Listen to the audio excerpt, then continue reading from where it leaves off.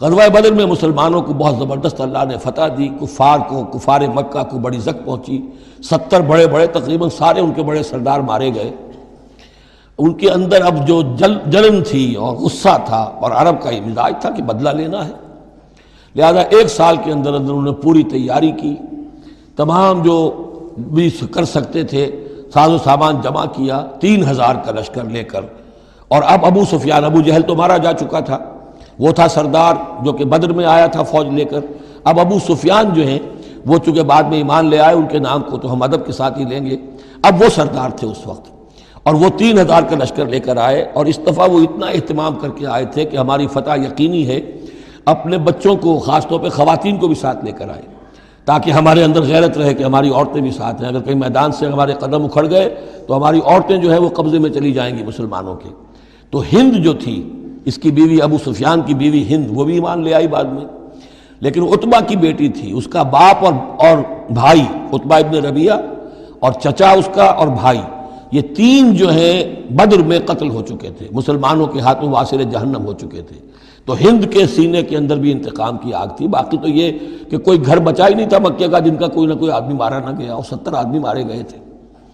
اب یہ جب لوگ آئے ہیں تو ادھر حضور نے مشورہ کیا صحابہ سے کہ کیا کرنا چاہیے، لشکر آ گیا 3000 کا۔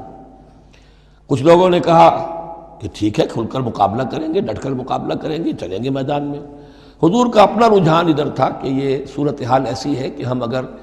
مدینے میں محصور رہ کر مقابلہ کریں تو بہتر ہے۔ لیکن جو لوگ بدر کے بعد ایمان لائے تھے، ایک تو ان کا جوش و خروش تھا، ان کا ہمیں تو شہادت چاہیے،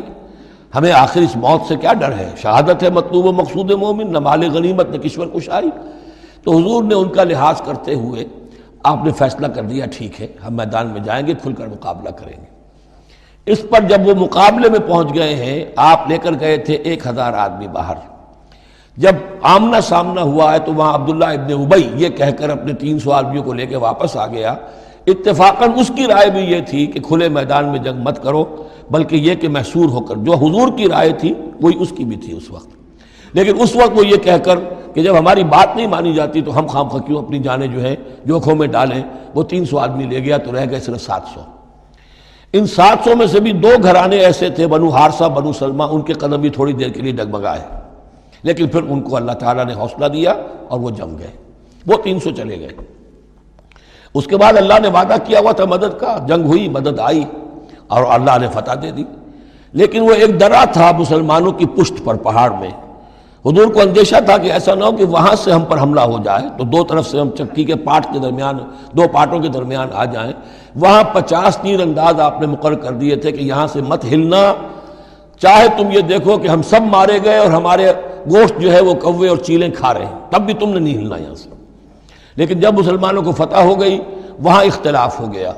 کہ حضور نے جو فرمایا تھا وہ شکست کے سلسلے میں تھا، اب تو فتح ہو گئی ہے، چلو اب چل کے مال غنیمت جمع کرنے میں باقی تم لوگوں کا ساتھ دو۔ جو وہاں کے لوکل کمانڈر تھے وہ منع کرتے رہے کہ ہرگز مت ہلو، حضور کا حکم یاد رکھو۔ وہ تعویل کر چکے تھے حضرت حضور کے حکم کی، 35 چلے گئے، 15 رہ گئے۔ خالد ابن ولید اس وقت جو تھے، کیولری جو تھی، جو گھڑ سوار تھے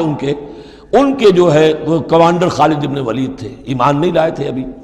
ان کی عقابی نگاہ نے دیکھ لیا کہ وہ درہ خالی ہے، تو ادھر تو شکست ہو رہی ہے، وہ اپنا 100 گھوڑوں کا جتنا بھی گھوڑے تھے ان کا لے کر پورا کا پورا رسالہ، اور وہ پیچھے سے آ کر حملہ کیا اور وہ فتح شکست میں بدل گئی۔ 70 صحابہ شہید ہو گئے،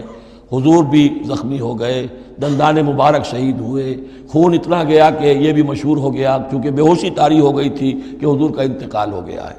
لیکن پھر یہ ہے کہ ہمت کر کے لوگوں جمع ہوئے، حضور نے لوگوں کو پکارا، پھر آپ نے یہ فیصلہ کیا کہ پہاڑ پر چڑھ کر اور وہاں پر اس وقت بچاؤ کر لیا جائے، تو تمام مسلمان پہاڑ پر چڑھ گئے۔ اب موقع یہ تھا ان کے لیے، ابو سفیان اور دوسری طرف جو یہ ان کے ساتھی جو کیولری کے سردار تھے خالد ابن ولید، ان میں اختلاف ہو گیا۔ خالد ابن ولید کا کہنا یہ تھا کہ ان کا پیچھا کرو اور ختم کر کے ہی چلو، یہاں سے پہاڑ پر چڑھو۔ ابو سفیان نے کہا نہیں، یہ بہت خطرے کی بات ہے، وہ اونچائی پر ہے، اوپر سے پتھر پھینکیں گے اور ہمارے گھوڑوں کا بھی نقصان ہوگا، ہمارا بھی ہوگا، اب ہم نے بدر کا بدلہ لے لیا ہے، اب ہم چلتے ہیں۔